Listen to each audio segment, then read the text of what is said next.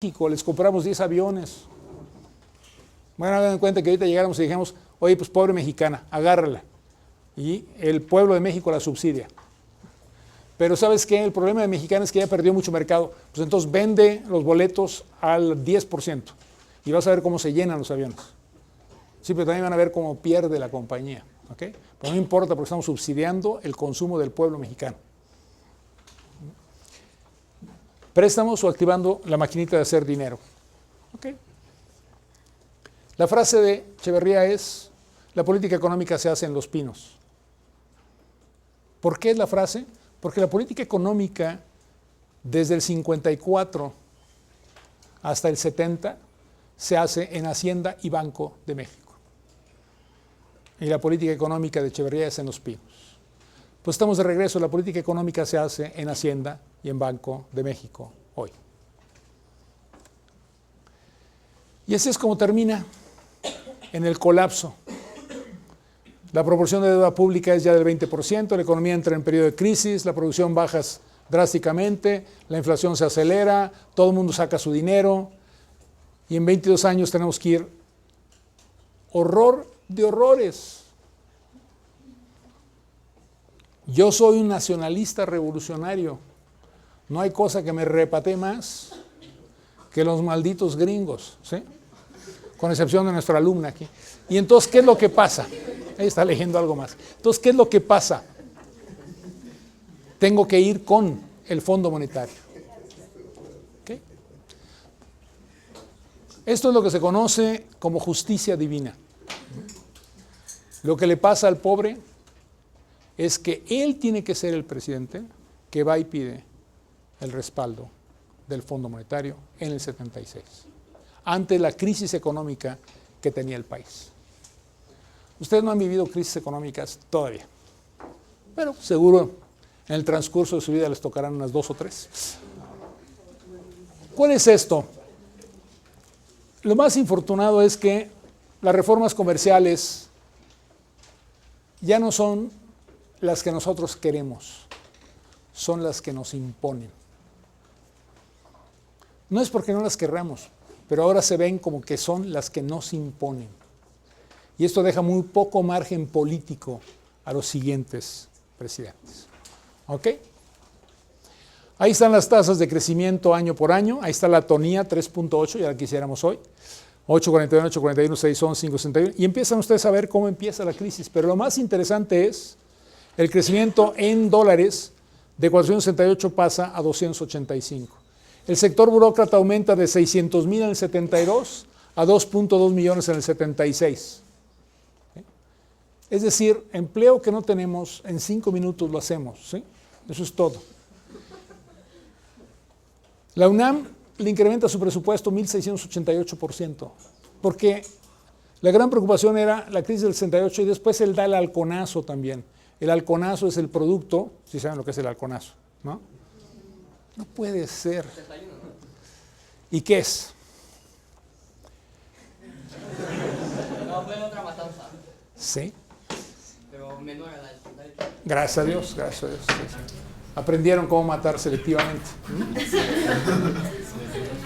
En otras palabras, el mismo presidente que entra diciendo no se puede repetir un problema como el del 68, en el cual a base de masacrar estudiantes y gente fue como controlamos, es el mismo presidente que tiene una situación similar cuando hay una huelga en la Autónoma de Nuevo León que es respaldada por gente en México de la UNAM, del Poli, y en la cual él saca lo que se conoce como la élite de golpeadores del gobierno que se decían el Grupo Halcones. Y el Grupo Halcones llega y a través de una golpiza tranquila, ¿sí? No mates, nomás baigulla, lo que hace es que le pega a la gente. Es terrible lo que estamos platicando. Lo que estamos platicando es todo aquello que él dijo que iba a hacer, lo contrario ocurre. Moraleja, sean neoliberales. Ahí están los números, ¿sí? Ahí lo que vemos nosotros es la sobrevaluación del periodo, vemos la inflación relativa y vemos, por lo tanto, la devaluación necesaria. Y luego, como no le alcanzó, se le olvidó La broma en la época, según entiendo, era que alguien ha hecho, era tan tonto, que todo el mundo fue y cambió su dinero y a él se le olvidó. Y entonces, como no había hecho su cambio, tuvo que hacer otra para poder obtener la ventaja. Esos eran los chistes de este cuadro. Sí, se lo traían de bajada. Pues es que él nos trajo a todos de bajada. Evolución de los salarios, ahí está, ¿sí? Y lo que ustedes ven es que el salario mínimo nos reporta un crecimiento del 202 en el periodo. La relación entre salario mínimo e inflación en términos reales gana 31.62 y sin embargo todos estos eran artificiales porque cada vez había menos gente con empleo real.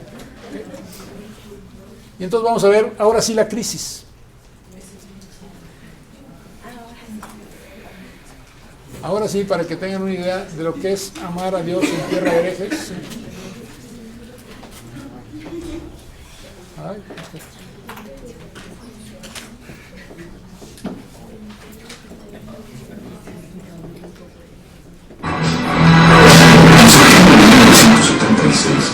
el régimen de Echeverría firmó con el Fondo Monetario Internacional un convenio que comprometía al gobierno mexicano a ejercer un gasto público reducido y a mantener bajos los salarios. En fin, la receta tradicional del Fondo Monetario que limita enormemente la demanda, limitando salarios y gasto público, y política monetaria restrictiva, como fórmula de superar la crisis. Desde su comienzo, el gobierno López Portillista debió enfrentar el grave problema del financiamiento.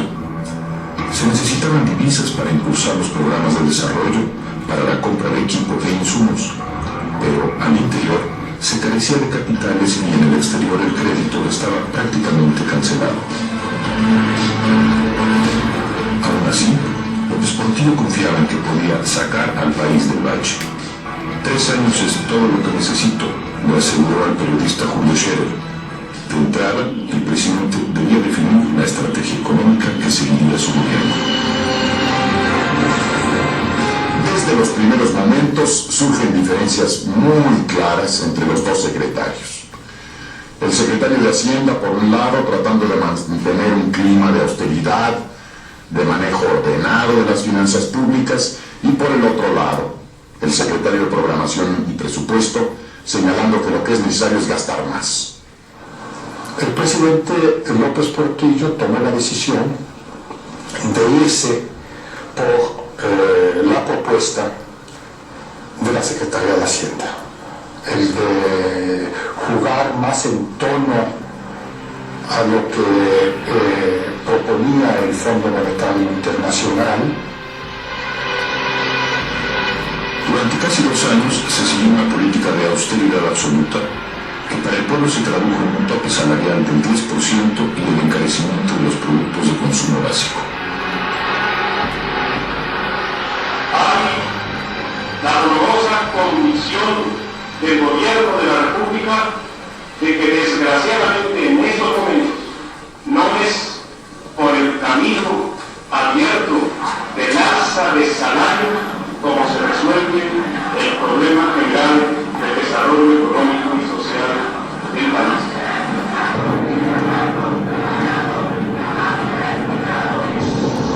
Después de la guerra de Yom Kippur en octubre de 1973, se produjo una crisis energética mundial que los países árabes, miembros de la Organización de Países Exportadores de Petróleo, la OPEP, aprovecharon para aumentar los precios del barril de crudo.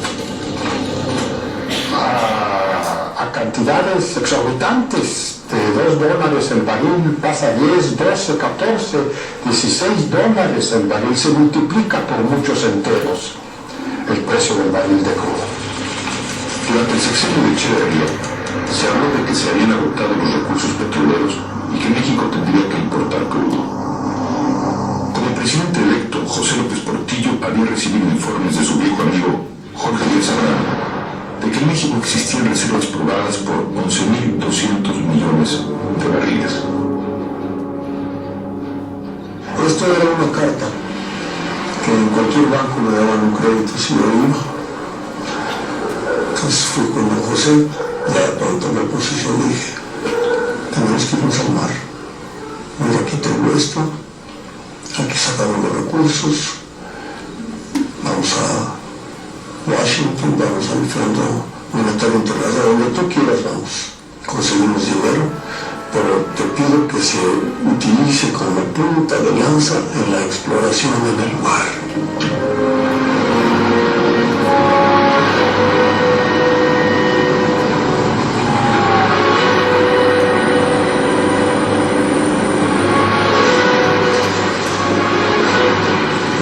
Se tuvo 30.000 barriles diarios. Y de ahí en adelante crecimos de forma extraordinaria. En 1977, las reservas aumentaron a 16.800 millones de barriles, a 29.000 millones de barriles en 1978 y a 40.200 en 1979. El presidente anunciaría personalmente que las reservas petroleras potenciales ascendían a 200.000 millones de barriles, cifra que colocaba a México al nivel de los grandes productores del Golfo Pérsico como Arabia Saudita, que ganaban dinero a raudales. El país parecía hallarse frente a su gran oportunidad. México se descubre luego de una inmensa riqueza petrolera, de hecho, una de las más importantes riquezas del mundo en la materia. ¿Qué hacer en tal circunstancia? Hay quienes aconsejan no vender. Opinan que debemos guardar nuestro petróleo para mañana, posponer su negociación, conservar esta riqueza para un futuro. Hay quienes opinan, por otra parte, que el negocio debe realizarse ahora, que debe ser ahora mismo, no mañana, cuando debemos transformar nuestro petróleo en la moneda que nos permita vivir sin deudas por primera vez en nuestra historia moderna. México, país de contrastes, ha estado acostumbrado a administrar carencias y crisis. Ahora el petróleo, en el otro extremo, tenemos que acostumbrarnos a administrar la abundancia.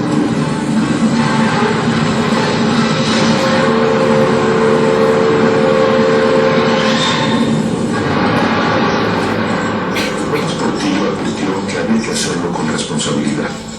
Sin embargo, meses después, el plan de crecimiento moderado en 3 etapas se tiró por la borda y lo sustituyó un programa tan desmesurado que, en comparación, la gestión de Echeverría pareció casi austera.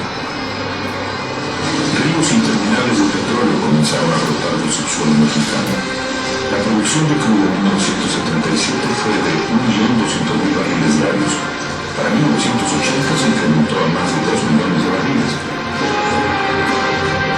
Pemex duplicó la extracción y la capacidad de refinación, triplicó la producción de petroquímicos.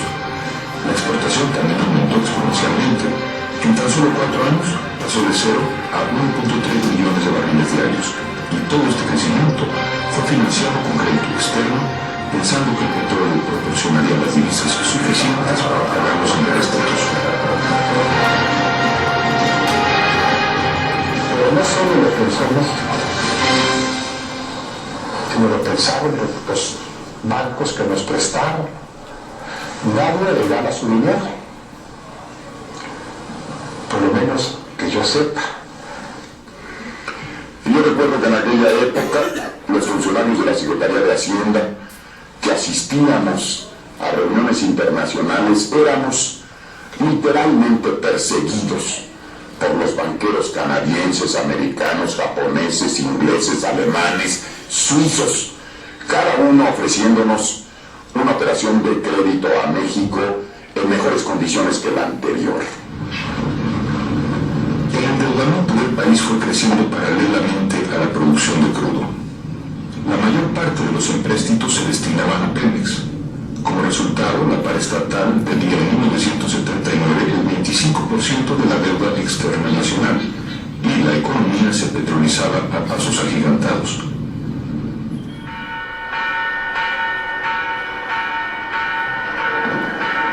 Soy la última oportunidad de la revolución, llegó a decir José López Portillo con respecto a su gobierno. Los sueños de justicia social que dieron origen a la lucha armada podrían, finalmente,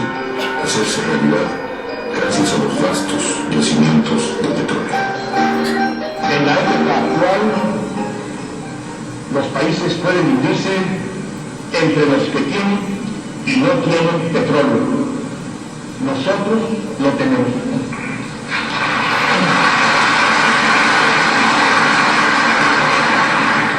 Pensemos en grande para ser grandes. Seremos grandes. En 1979 que empezaron a llegar los excedentes del petróleo. Tax, al caer seguro el ruido del 20 que caía, estaba ingresando recursos a la nación. Pero México recibió en esos años, de 1978 a 81, una cifra que podemos decir en términos gruesos de más o menos 100 mil millones de dólares que no teníamos contemplado en los planes originales. Son los tiempos famosos en que tenemos que aprender a administrar la abundancia. Porque claro, el país se convirtió en unos cuantos años en un nuevo rico.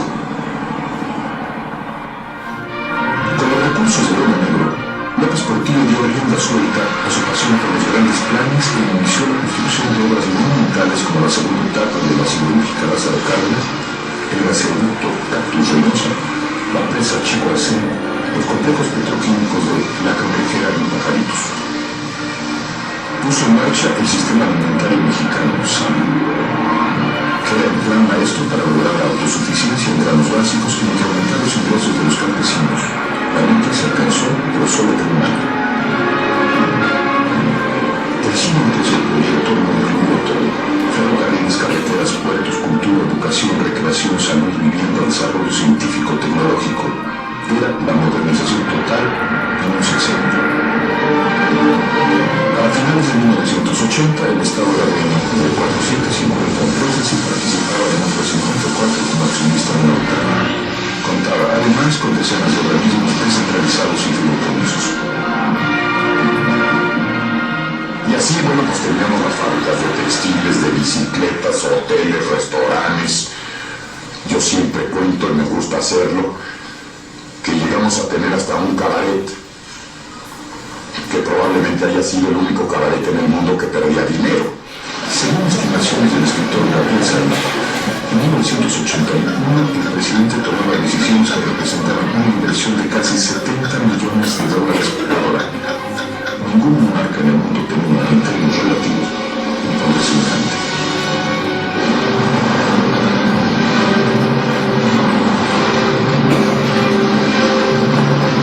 Una suerte de faraonismo petrolero vivo también en el sector privado. En Monterrey, el poderoso grupo Alfa empezó a comprar empresas al por mayor, pagando generosamente por ellas. Lo mismo adquirió fábricas de cuchillos o plásticos que empacadoras. Fue tal la capacidad de convocatoria de López Portillo que indujo a las empresas a lanzarse a proyectos incluso mayores que los que hubiera aconsejado la sensatez en la condición empresarial. El gran crecimiento de las empresas mexicanas en esa época se dio en buena parte con financiamientos en dólares. Como en el caso del sector público, el dinero provenía de bancos extranjeros. En conjunto, los sectores público y privado contrataron deuda externa por un total de 51.788.5 millones de dólares entre 1977 y 1982.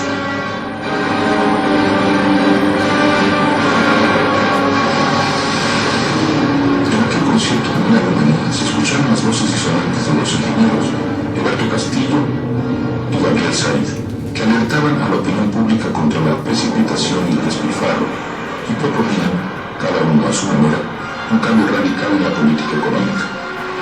Advirtieron también sobre la fragilidad de un edificio construido a partir de un ladrillo solitario, tan inabortivo que nadie hablaba de él. Es un barril. Como presidente, López Portillo apostó el desarrollo de México al boom petrolero y inició a financiarse con deuda externa. De pronto, a finales de 1980, llegaron malas noticias. Las las tasas de interés internacionales subieron del 6 al 20% y automáticamente la deuda externa mexicana se logró más de 34.000 millones de dólares. De inmediato se alzaron las voces exigiendo ajustes en la política económica. El presidente se negó terminantemente creyéndose aún cobijado por el petróleo. Pero la cuenta regresiva para López Portillo había comenzado en todos los frentes. En el año de 1981 el mercado petrolero mundial sufre un cambio de fondo. Empieza a generarse una sobreoferta. Los grandes países consumidores, Estados Unidos, Japón, Europa Occidental, adoptan una serie de medidas para ahorrar energía. Entonces, por un lado tenemos una oferta creciendo y una demanda que va bajando. Eso conduce a que el mes de junio de 1981 se inicia el descenso en el precio internacional del petróleo. Un movimiento brusco, violento de los árabes.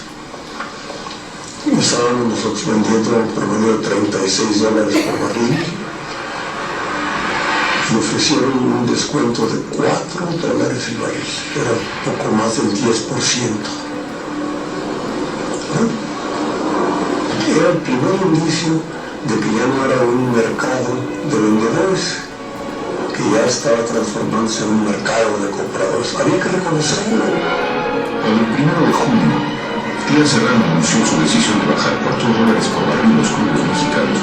López Portillo decidió enviarlo como embajador a la Unión Soviética y nombró a Rodolfo Montes su nuevo director de Pemex.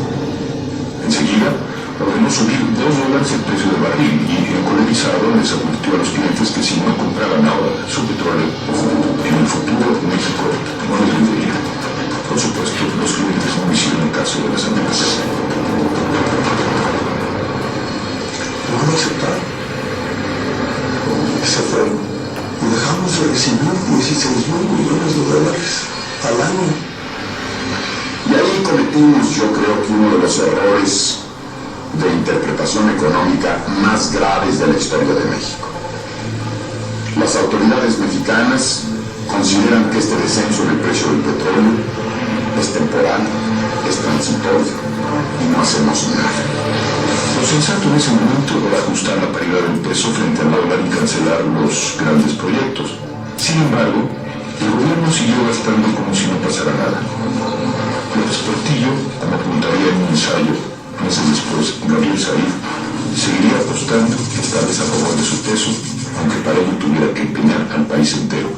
Entonces teníamos déficit de balance de pagos, de cuenta corriente, déficit fiscal, un problema muy severo de sobreendeudamiento externo, de costo del financiamiento externo, y todo eso lo estábamos tapando durante la segunda mitad de 1981, trayendo más crédito externo.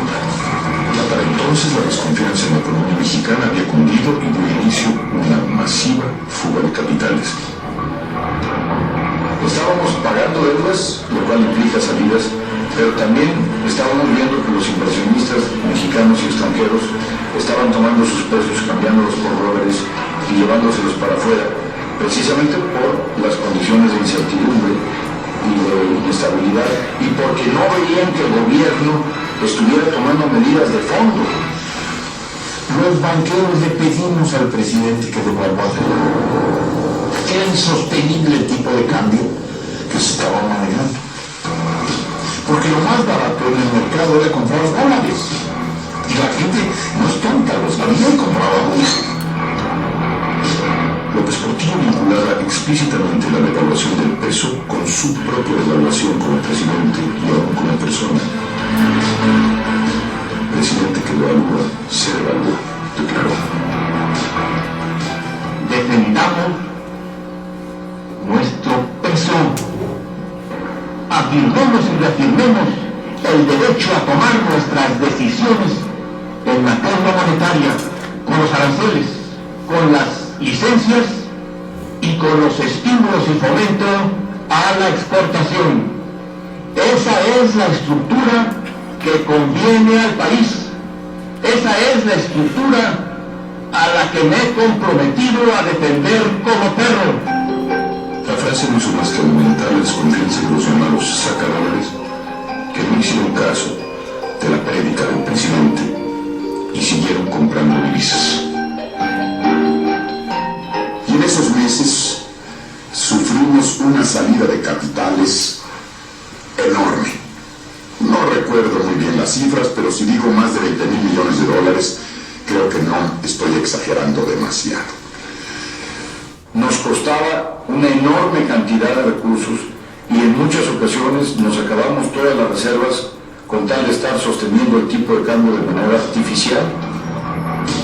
En febrero de 1982, López Portillo perdió la apuesta finalmente y tuvo que devaluar. El peso cayó de 28.50 a 46 por dólar y comenzó un derrumbe que llevó a la moneda a valer menos de 100 pesos por cada dólar. El desplome solo se detuvo cuando, en una medida desesperada, el gobierno cerró el mercado cambiario y fijó la paridad en 70 pesos por cada billete verde. Hay que recordar que 1982 cierra con cero crecimiento, un déficit del gobierno de 17% del PIB, que para aquellos que no estén enterados de estas cosas, es difícil encontrar otro caso en otro país, en otro tiempo, con un déficit de ese tamaño, incluyendo países que han estado en estado de guerra. Si fue un despilfarro brutal. A mediados de 1982, las evidencias de la bancarrota obligaron a recurrir al apoyo del Fondo Monetario Internacional. El secretario del Tesoro de los Estados Unidos, Donald Reagan, convocó a la comunidad financiera mundial a una reunión urgente. Y el 20 de agosto de 1982 en Nueva York, el secretario de Hacienda de México, que era yo, le declara a la comunidad financiera internacional que ya no tenemos dinero. El liquidity problem, en el momento en que llegamos nosotros a Nueva York, la verdad es que cundió un gran nerviosismo en los mercados. El licenciado Silva Herzog y yo íbamos caminando por Park Avenue, en donde están los edificios, las sedes centrales de los principales bancos de los Estados Unidos, y conforme avanzábamos cuadra a cuadra, se iban cayendo los precios de las acciones en el mercado, y teníamos la impresión de que conforme caminábamos se estremecían aquellos edificios, se estremecía Wall Street, en virtud del problema sistémico que México iba a causar por su problema de deuda externa. Entonces, en una reunión que ustedes se podrán imaginar lo dura, lo tensa, lo difícil que fue, decirle a la comunidad financiera internacional: se me acabaron las fichas, no tengo dinero, debo, no niego, pago, no tengo, como el famoso dicho mexicano, pero no solo eso, sino que necesito que me presten más dinero para poderles pagar a ustedes los intereses de sus créditos. En su último informe de gobierno, José López Portillo habría de encarar a la nación. No vengo aquí a vender paraísos perdidos ni a buscar indulgencias históricas. Decir la verdad, la mía, es mi obligación, pero también mi derecho. Su informe fue la bitácora de un timonel que no admite su parte en el naufragio. Soy responsable del timón, pero no de la tormenta. Y culpó del desastre a la caída de los precios del petróleo, al incremento de las tasas de interés, al motín de los llamados sacadólares y a los banqueros. E hizo un último gesto, una última apuesta. He expedido en consecuencia 2 decretos. Uno, que nacionaliza los bancos privados del país. Creyó que un solo golpe de timón iba a arreglarlo todo, que un sexenio de 3 meses empezaría a partir del 1 de septiembre y que en ese periodo el país se reconstituiría y no podría alcanzar la gloria histórica que todos los presidentes anhelan.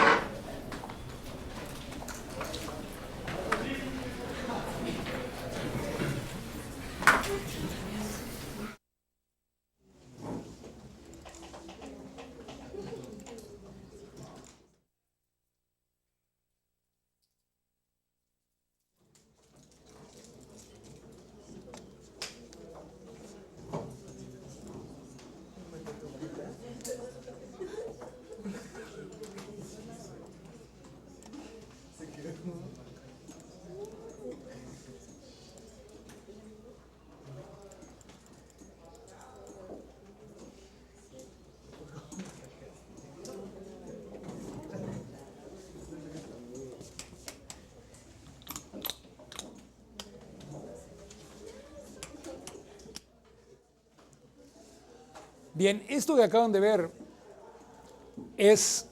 ¿Cuál fue el segundo decreto que da? El segundo decreto que da es que no vamos a poder sacar dólares y se establece el control de cambios. Entonces nacionaliza la banca y además pone control de cambios. Y en la combinación de ambos es cuando tenemos el problema. ¿Ok? ¿Qué pasa? Bueno, pues su herencia es maravillosa, ¿sí? En deuda externa y servicio, vean estos números, ¿sí? Cuando tenemos aquí nosotros la deuda externa, no es la deuda interna, la deuda externa en dólares son 87,600. Piensen que al inicio del sexenio de Luis Echeverría hablábamos de una deuda externa de 4,300 millones de dólares. Pasamos de 4,300 millones de dólares a 87,600 millones de dólares en los 12 años de estos dos ciudadanos presidentes de nuestra república. Pero lo más interesante es esto. Esto es el pago de intereses que estábamos haciendo simplemente para mantener el servicio de la deuda. Este es dinero entregado totalmente sin ningún uso en México, producto del despilfarro, la rapiña, la locura de estos dos presidentes. ¿Ok? Y el resultado es que en términos de nuestras exportaciones totales, este servicio de deuda representaba el 48,4% del total de los ingresos de las exportaciones. Este sí era un problema, ¿ok? Lo que están viendo hoy no es nada. Y en volatilidad cambiaria, bueno, pues aquí está la volatilidad cambiaria y hasta la fecha estamos pagando por esta crisis que fuimos enfrentando. ¿Okay? Y en déficit del sector público como porcentaje del PIB, bueno, pues aquí está, cómo va bajando, se mantiene y de pronto se dispara. Lo que están viendo ustedes es el resultado de esta política de haber pensado que el Estado realmente es el que puede ser el promotor del crecimiento. Y no estoy diciendo que no, lo único es lo complicado que se convierte el Estado queriendo ser el que empuja por todos los velos de corrupción y de intereses que se dan cuando mezclamos lo político con lo económico o lo social por ese sentido. Y en inflación, bueno, pues ahí están las tasas inflacionarias que se nos fueron disparando con el paso del tiempo. ¿Sí? Esta es la herencia de este hombre, porque comprometió la política económica mexicana para los siguientes sexenios. ¿Okay? Arrancamos con esto en la próxima clase.